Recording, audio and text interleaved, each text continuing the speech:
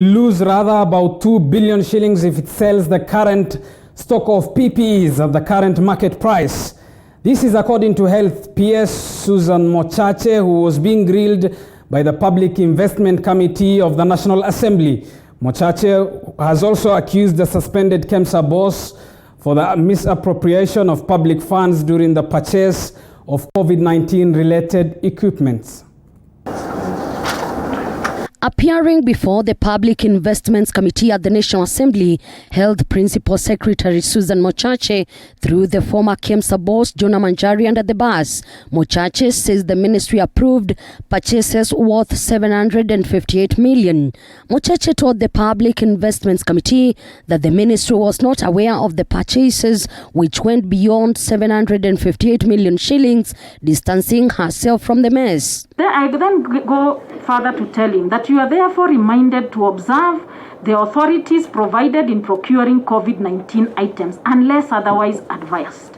I also go on to tell them to note the concern of the Treasury that in future communications of this nature ought to go through the accounting officer in the Ministry of Health. So this is the letter I wrote to them, basically telling them that really we did not have money and they were out of line to have gone directly for 5 billion. And let me confirm that that money was not available. We did not have a budget of 5 billion to purchase COVID-related items.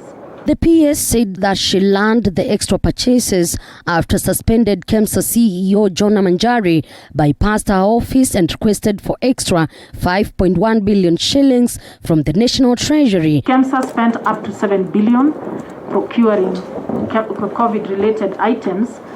They then wrote to the Cabinet Secretary, Ministry of Health, which is in accordance to the law, to seek for the Cabinet Secretary to allow them to sell the commodities that they were holding at the prevailing market price. And by selling at the prevailing market price, it means that we are basically going to have to absorb a loss of about 2 billion shillings. Members of Parliament raised queries in the incoherent procurement procedure within KEMSA. When the management came, they are still receiving goods, while the advisory is so clear that they should cancel all these commitment letters.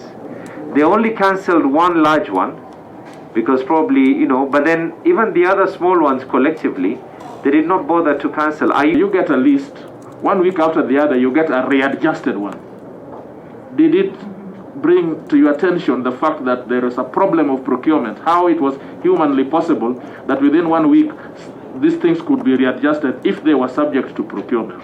With the board doing the day-to-day oversight, are we in a position to say that the board is effective, or there is something wrong with our board and we really need to look at it for our future continuation?